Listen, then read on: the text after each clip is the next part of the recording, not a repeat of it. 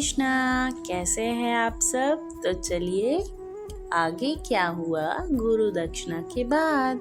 श्री कृष्णा का मथुरा लौटना और उद्धव जी को वृंदावन भेजना।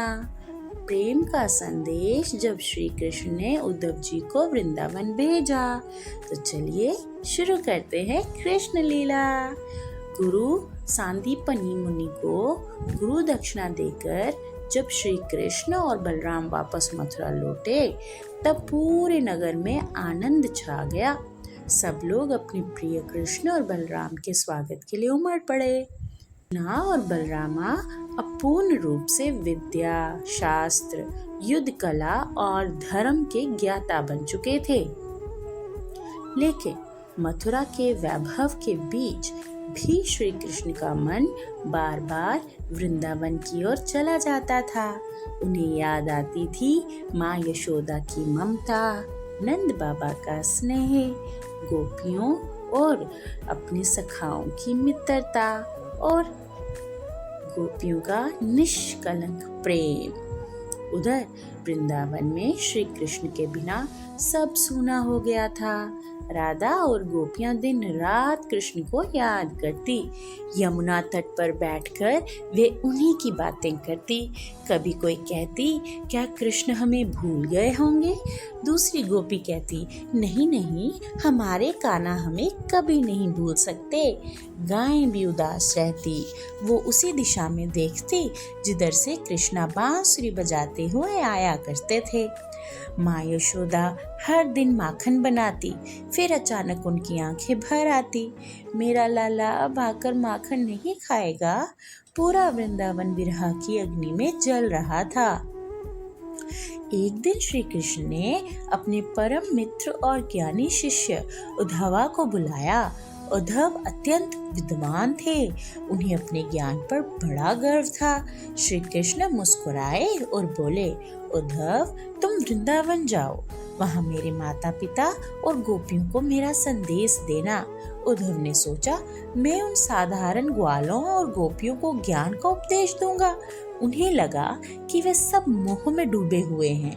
लेकिन श्री कृष्ण मन ही मन मुस्कुरा रहे थे, क्योंकि वे जानते थे कि वृंदावन का प्रेम संसार के सभी ज्ञान से ऊंचा है। जब उद्धव रथ में बैठकर वृंदावन पहुंचे तब लोगों ने दूर से उन्हें देखा। उनके वस्त्र, मुकुट और रूप श्री कृष्ण जैसा दिखाई देते थे। सभी गोपियां दौड़ पड़ी, कृष्ण आ गए, कृष्ण आ गए। लेकिन पास आने पर उन्हें पता चला कि वे कृष्णा नहीं हैं। उनकी आंखों से आंसू बहने लगे।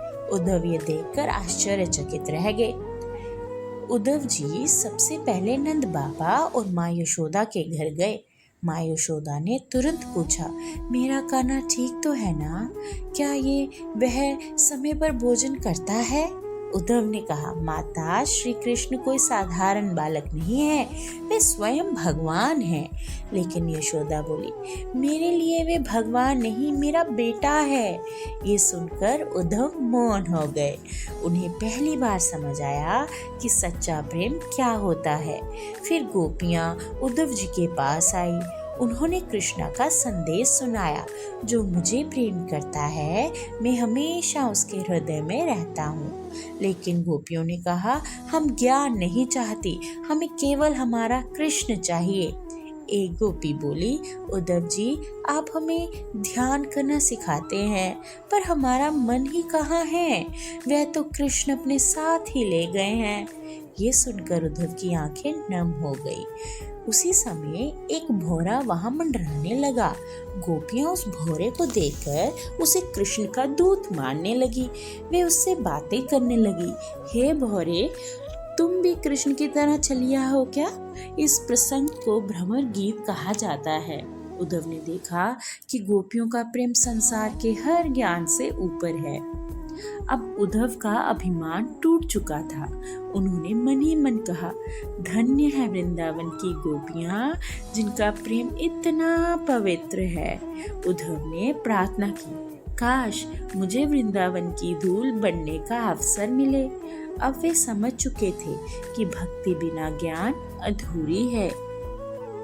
वापस मथुरा लौटकर उद्धव जी ने श्री कृष्ण से कहा, प्रभु, वृंदावन का प्रेम अलौकिक है। वहाँ हर श्वास में केवल आपका नाम बसता है प्रभु।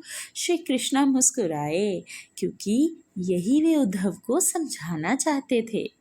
तो बच्चों, हमें आज हमारी कृष्ण लीला से क्या सीख मिली? सच्चा प्रेम स्वार्थ रहित होता है। भगवान को ज्ञान से नहीं, प्रेम और भक्ति से पाया जाता है। वृंदावन की गोपियाँ भक्ति की सर्वोच्च मिसाल हैं। तो मैं उम्मीद करती हूँ कि आप सबको ये कृष्ण लीला बहुत अच्छी लगी होगी। तो प्रेम से कमेंट्स में हरे कृष्णा लिखना ना भूलिएगा। क्या लिखेंगे? हरे कृष्णा।